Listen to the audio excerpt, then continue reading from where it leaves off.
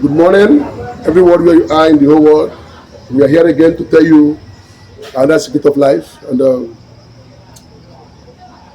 may the Lord bless us as we listen and understand. God have given me the grace to understand and see tell you what I understand in spiritual realm. And every day they keep on revealing things to me, so I will tell you. It's my job to come and tell you. Okay. So now let's understand the kind of life we are living today and why sinners are succeeding, as God said, and why the Christians are not succeeding and the Muslims are not succeeding the way sinners are doing. People say pagan and people don't go to church. No. Pagans means religious devout. One religion they just say that no agree. Catholics say Anglican is not following the way. Anglican say Pentecostal is not following the way. But now the same Jesus on they call religious devout is pagan. God does not make us to scatter. He makes us to be in one line. So that is where the pagan come from. You believe that I'm not right?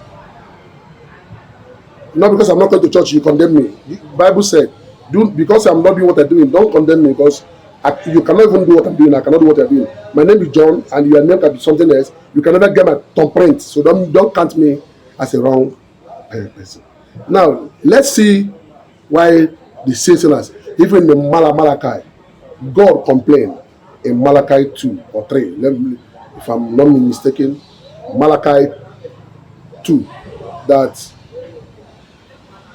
the Christians and the Muslims say that God is unjust God, that God is a partial God. Because Christian and Muslim are the same, nothing different. They clean physically while they clean spiritually, the same thing. The same God. That's what they call. Only say you start calling Jesus and they say Jesus is not a God, which is true. Jesus never say he's God. For one page, he said, I'm a son of God. How can son become his father? Is it possible? That my father tell me to go and represent him in a meeting does not mean that I'm him. I can only go there and deliver what he tell me to deliver. He have his lifestyle to live, and I have my lifestyle to live. Jesus never tell you he's God. So I don't know where he get this ideology that Jesus say he's God. There's no page. He said, I'm a son of God. My father lives in me and I lives in him. Let me explain this before we go where we're going. My father lives in me and I lives in him. My father can send me to a place and give me a word to go and deliver there. That is, my father's word lives in me and my trust lives in him. You understand? My father can give me a word that lives in me to go and deliver, and my trust lives in him. And he said, go, I trust you. I know you deliver. And I go and deliver that word. That is just I'm with my father, and that's where the language come from. If your father is not around, you are representing him with his words. Let's bring it down. If you have a company and you have a manager, and you're staying there, you say, if any person who comes in here, tell him to show you why he came. And if he tell you a reasonable thing, tell him to come on phone. But if he don't tell you a reasonable thing, tell him I'm not around. It's an instruction, it's a law. When you abide in that law, your trust lives in your boss heart, in his mind, in his body, while his words lives in you. In anything you deviate, he tell you to, if it's possible, let the person call me, and when the person comes, you start attending to the person. You have disappointed him. He will sack you. He will not be your son anymore. You are not living in him, and he's not living in you. Period. Let's just see. So let's see why Christians can say God is unjust. God is a partial God. He's favoring sinners that commit crime, that cheat, they do that. If God tells you to forgive your neighbor, obey that. Be kind to the orphanage, and we yes. Sinners always be believed to give. If you come to my country, some hospital that is very big, The people who normally come there to pay bills are sinners. Then that is why they are obeying the law. Remember, God said, obey is better than sacrifice. He said, be kind to those who are not kind to you. Help the widows, help the orphan, visit the hospital, visit the prison. Jesus said that. Obey. You know what I'm saying? When I was in prison, you did not come. When I'm in hospital, you did not come. Read that story apart of the good shepherd and the bad shepherd. You understand? So now, sinners are obeying one part of the law. That's why God is favoring them. It's a law. So whether you're a sinner, you say, I'm a generous God. I give wisdom to whom I wish to give wisdom. But anything you are seeking in life, seek wisdom. Don't seek education, seek wisdom. We are saying something. I get it.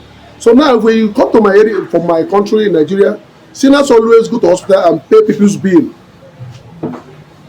Thousands and millions.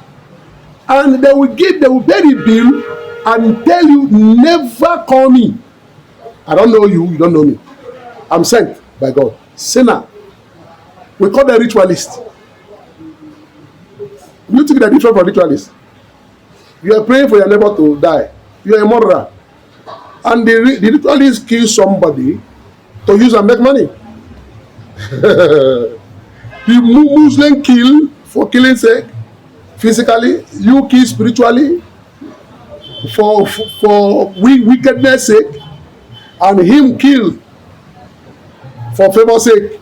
You want to make money, help the poor. If I'm your God, I favor them more.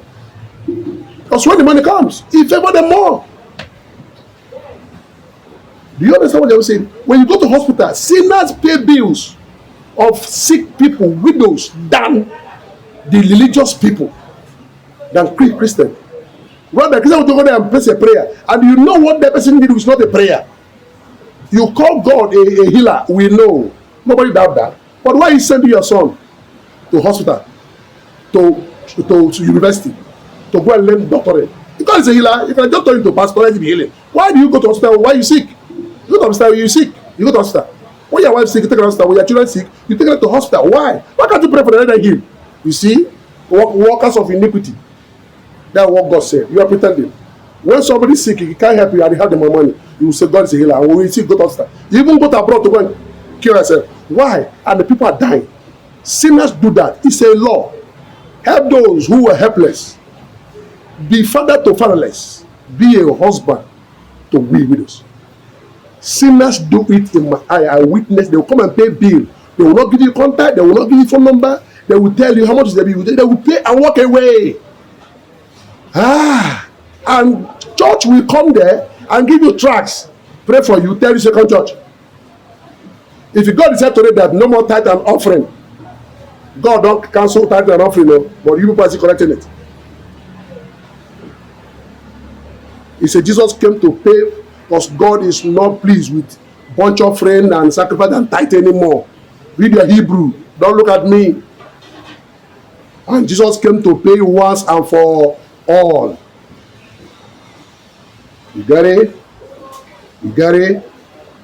So all these things have ended, but we are still doing it. But Jesus commanded, Luke 5:14 said, when he healed a man, he said, do not tell someone that I heal you. Go and pay a sacrifice of cleansing according to the law of Moses. Luke 5:14 said that. So if you are following the law of Moses, follow it very well. If you see person following the law of Moses, don't condemn him. If you see person who is following another way, don't condemn the person. Because even Jesus said, go and pay the sacrifice of the cleansing according to the law of Moses.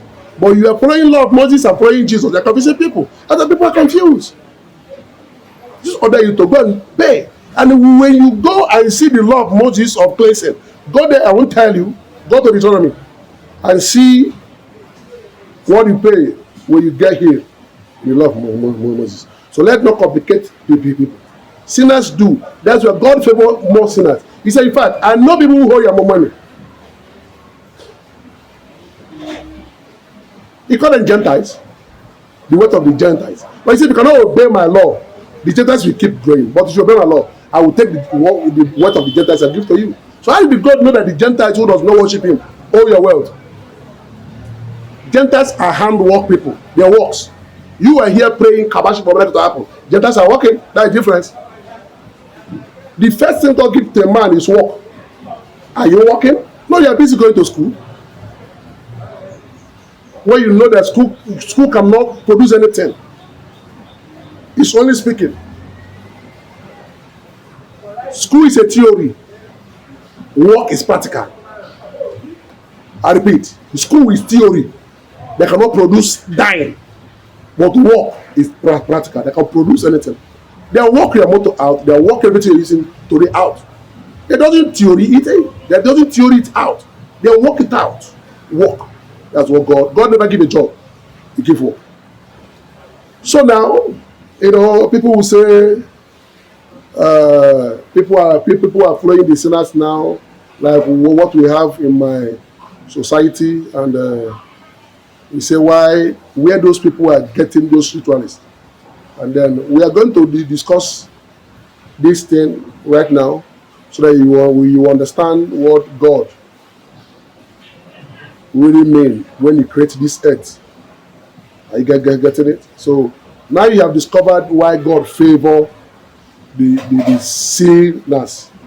They obey God by helping the poor. We call them sinners. They get the weight in the wrong way. Are you getting it? Even Jesus tell you to go and make friends with unrighteous people so that you will gain unrighteous wealth on earth.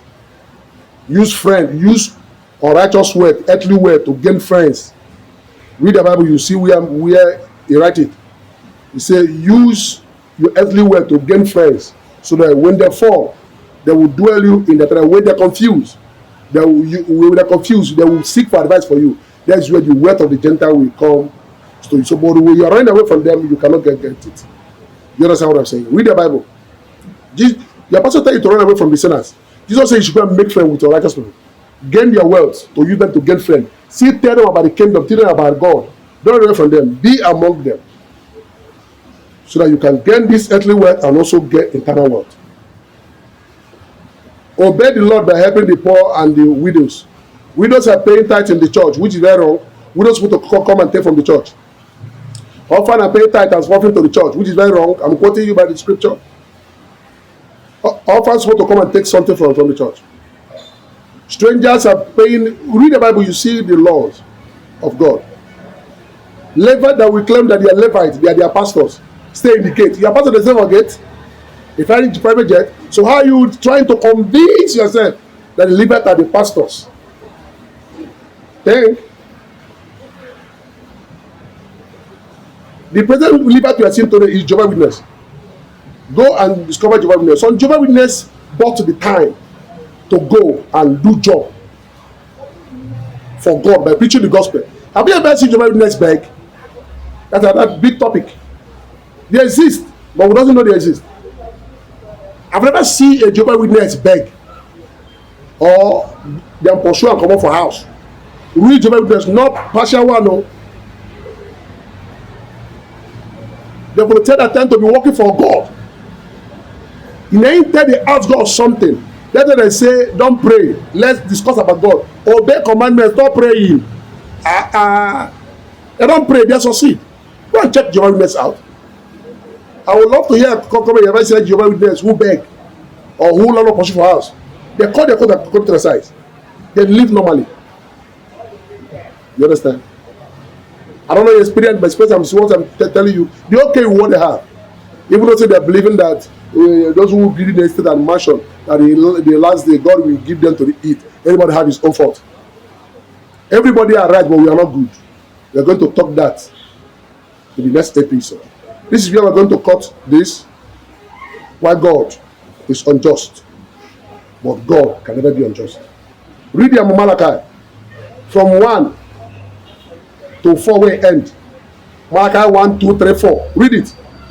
All those places where God gathered all the complaint, all the wrong deed that we are doing to ourselves. And he said, if you cannot change from this character, Malachi 1, 2, 3, 4, if you cannot change from this character that I have been preaching from the ages to now, I will come by myself. We open Matthew. He sent his son to come and tell us face to face. And here, behold, he came to us and we all received his glory.